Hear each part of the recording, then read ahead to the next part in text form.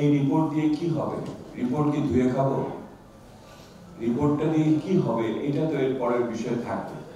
এবং এই রিপোর্টের ভিতরে যে কথাগুলো পরামর্শগুলো আছে সেগুলো কি আগামী দিনে এতিমের মতো ঘুরে বেড়াবে, নাকি এদেরকেও দায়িত্ব নিয়ে অভিভাবকত্ব নিয়ে বাস্তবায়নের পথে এগোবে?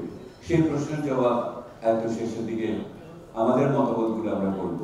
কিন্তু তার আগে আপনারা তো পুরো রিপোর্ট পেয়ে গেছেন।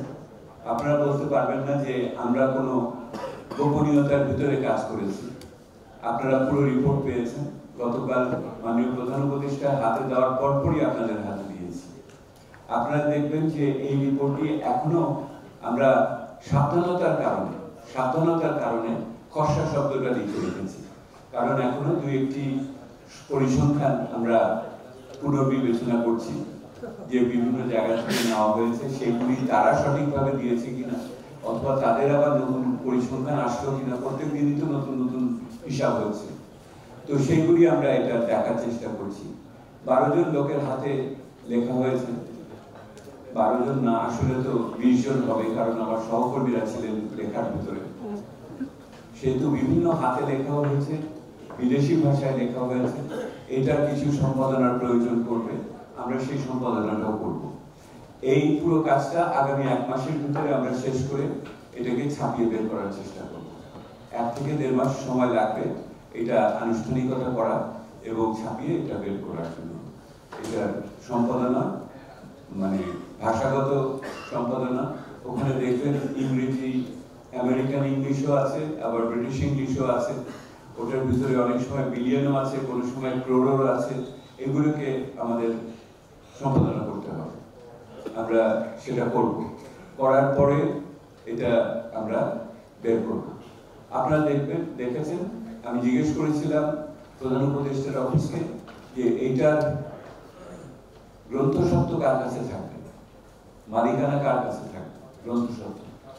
আমাকে বলা হয়েছে এটা সরকারের কাছে থাকবে।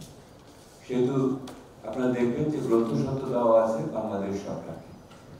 যদিও আমরা এটা রচনা করেছি, কিন্তু এটার ভিতর দিয়ে সরকারের পক্ষ থেকে এই দলিলটি মালিকানা ওনারা গ্রহণ করেছে। ওনারা এটাকে নিজস্ব দলিল হিসেবে স্বীকার করে নিয়েছেন। এটা আমাদের জন্য সম্মানের ব্যাপার, এটা মনে করি।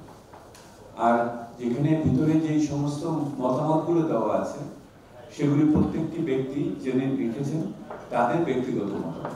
যেই প্রক্রিয়ার ভিতর দিয়ে আমরা এটাকে প্রস্তুত করলাম, এটা কিন্তু প্রথাগত গবেষণার যে পদ্ধতি তার বাইরে যে আমরা এই কাজটি করেছি। একটি অন্তর্ভুক্তিমূলক আলোচনা ভিত্তিক একটি প্রক্রিয়ার ভিতর দিয়ে আমরা এটা গেছি।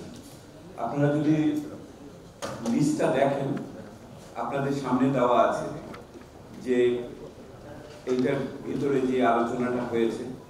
আমার যে ভূমিকা আছে, ভূমিকার ভিতরে আমি সংক্ষেপে বলার চেষ্টা করেছি যে এই দলিলটি তৈরি করার ক্ষেত্রে আমরা যেই পদ্ধতি অবলম্বন করেছি সেটার প্রথম তো অবশ্যই গবেষকরা যে যা নিজের যে জ্ঞান উৎপত্তি সেটার উপরে তারা ভিত্তি করেছেন, সেহেতু তাদের অর্জিত জ্ঞান এখানে প্রতিফলিত হয়েছে।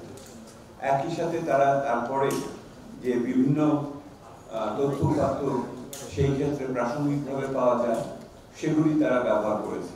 এই প্রস্তুত করার ক্ষেত্রে আমরা আরো সবাইকে উদাত্ত আহ্বান দিয়েছিলাম যে আপনারা জানেন এই আপনাদের মনে আরো কিছু আছে নাকি। অনেকে ফোন করে বলেছে এটা তো বাইরে বলা যাবে না, এসে সামনাসামনি বলবো।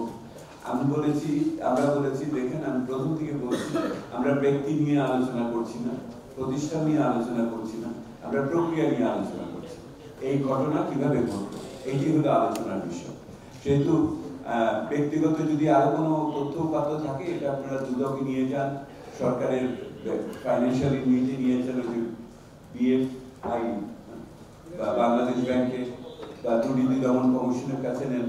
এইটা তাদের কাজ হবে, আমাদের কাজ চোর ধরা না। আমাদের কাজ হলো চুরির বর্ণনা দেওয়া। আমরা চুরির বর্ণনা দিয়েছি।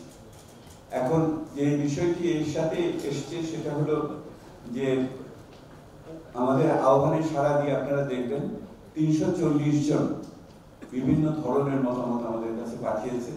সেই 340টি ধারণা আমরা যথেষ্ট গুরুত্ব সহকারে আমরা পাঠ করেছি, আত্মস্থ করার চেষ্টা করেছি।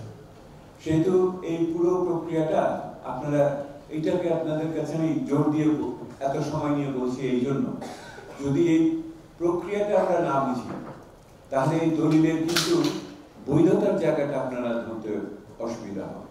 কারণ এটা পেশাদারিত্বের দিক থেকে যেমন উঁচু মানের আমরা করার চেষ্টা করেছি, আমরা জানি যে এটা বেরোনোর সাথে সাথে বিভিন্ন জন আপনারা সহ প্রশ্ন করা শুরু করবেন, এটা এরকম কেন, এটা ওরকম কেন, ওই তথ্য নাই কেন, এই সমস্ত প্রশ্নের সম্মুখীন হওয়ার জন্য আমরা প্রস্তুত।